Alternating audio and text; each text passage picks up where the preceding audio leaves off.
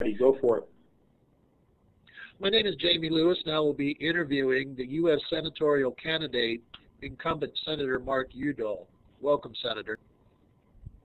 Hey, Jamie, great to be with you.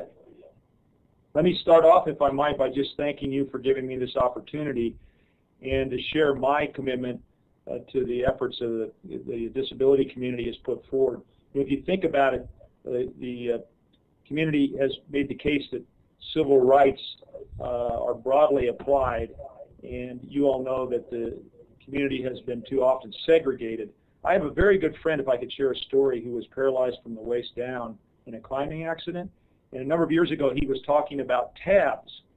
And, you know, we all us have been around for a while, thought that was a soft drink. And he told me that's a temporarily able-bodied person. And he had his tongue in his cheek and was smiling at me. At that moment, I realized that we all have disabilities. And we're all in this together. And that's it fueled my commitment to working with the community to expand opportunity, expand access, and understand, again, that we're all in this together. Let's go ahead and get started with our questions. Just an opening statement on our behalf. A collaborative of disability organizations has provided you a plethora of information concerning the disability community. The information indicates that the three top issues concerning this community are employment, long-term supports, and Medicaid. So let's talk about job training and employment. In 2013, an individual making more than $1,040 would not be eligible for federal disability benefits. The fear of losing insurance and life-saving supports discourages people from searching for employment. It's kind of created an atmosphere of forced poverty. Efforts to correct this problem through programs like Achieving Self-Support and Ticket to Work don't appear to be gaining traction. What policy changes or ideas do you have to get the unemployment rate down for persons with disabilities? Jimmy, it's a really important initiative and a really important question. I was proud to champion the Bipartisan Workforce Innovation and Opportunity Act, and as you know, that would modernize job training programs. It makes groundbreaking changes that will increase the prospects for Americans with disabilities. If you think about it, under current law, there's too much segregated sub-minimum wage settings whereby people never get the training or the skills to succeed in a competitive integrated employment setting. And I'm going to work tirelessly to see that WIOA is implemented properly. And I firmly believe we can reduce unemployment for persons with disabilities by giving them the tools they need to live independent lives.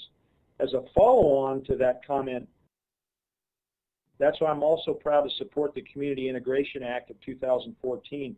That'll eliminate the nursing home bias that the community is all too aware of and create more opportunities for Americans to live in their own homes and in their own communities. Let me share this too as I end my comments. Education is key, and that's why I've supported a bill that would boost funding for the IDEA program so that schools can meet the needs of students with disabilities. This leads into two really important differences between my opponent in this race, Congressman Gardner, and me. He was only one of 6 people in the state legislature to vote against creating the Advisor Council for Persons with Disabilities within the office of the governor. I just don't get it, frankly. Why would you be opposed to something as important as that? He also voted to slash IDEA funding by $39 million over 2 years in Colorado. That means that over 16,000 Colorado students would be in danger of losing special education funding. So this is an example of the clear contrast between my approach and Congressman Gardner's approach. Let's discuss long-term care. Healthcare is and will be a major influence on our lives. The needs of baby boomers, elderly, and the disabled for long-term supports will grow exponentially over the next 2 decades. What actions are you going to take to ensure that these long-term supports are funded and available to our growing population? I am deeply committed to preserving and protecting earned benefits like Social Security and Medicare, and I've been proud to stand up against the efforts to privatize and slash those programs through very draconian budget plans. Any changes in these programs can't be made on the backs of seniors. They've got to be carried out in a balanced way. You can't siphon off Social Security dollars to be spent on other government programs. We ought to look to raising the payroll cap as a way to create additional Social Security receipts. Again, let me just end by saying my opponent has voted to gut Social Security. by subjecting it to deep cuts, and he's voted 7 times to turn Medicare into a voucher program.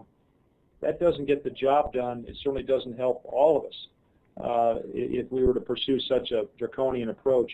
And then just this year, Congressman Garner voted to cut billions from the SSI program. You know, that supports low-income elderly and disabled Americans, including 1.3 Americans with disabilities.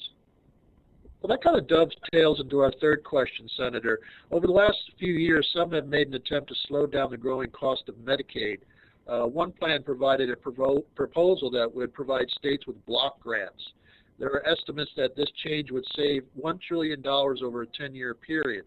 The plan failed to provide for inflation, rising health care costs, and the U.S.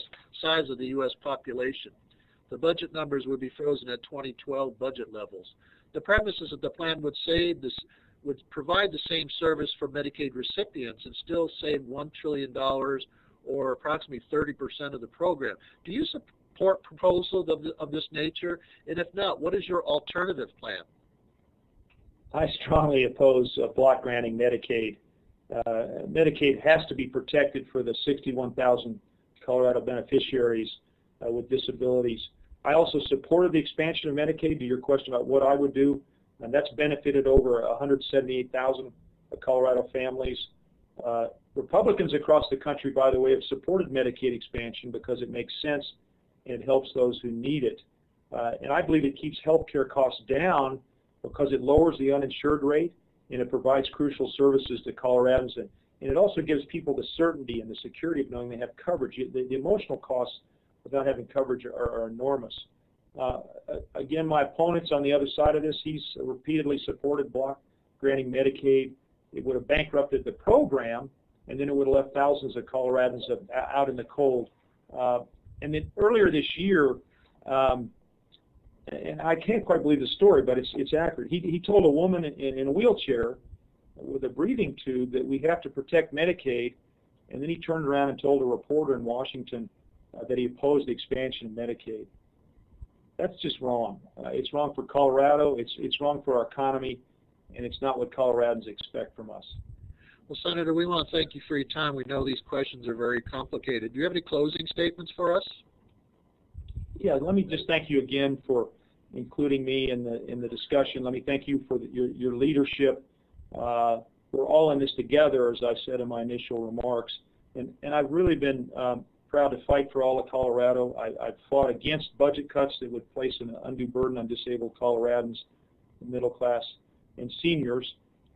Number one. Number two, I want to talk about the UN Convention on the Rights of Persons with Disabilities. I'm proud to support it.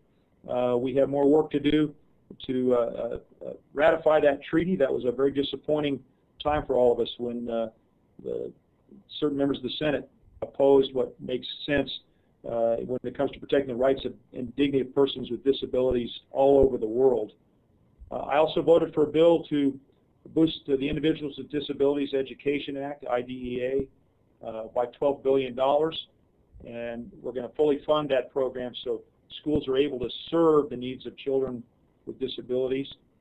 And I'm also proud to sponsor the Community Choice Act, to provide Coloradans with disabilities and other Americans equal access to community-based attendant services so you can be more independent and live in your own home. That makes such sense. We use the infrastructure that's already in place, the physical infrastructure of homes and the emotional infrastructure of your neighbors, to include all of us in our communities. And we're much stronger when we acknowledge all of us have a stake in our communities, and we're all, frankly, as I said in my initial remarks, going to have some form of a disability. And the more we band together and work to overcome those disabilities, while also keeping our sense of humor, the stronger we are. So I'm always going to fight for all Coloradans, and that especially means ensuring equal rights for Coloradans with disabilities. Thank you again. Thank you, Senator.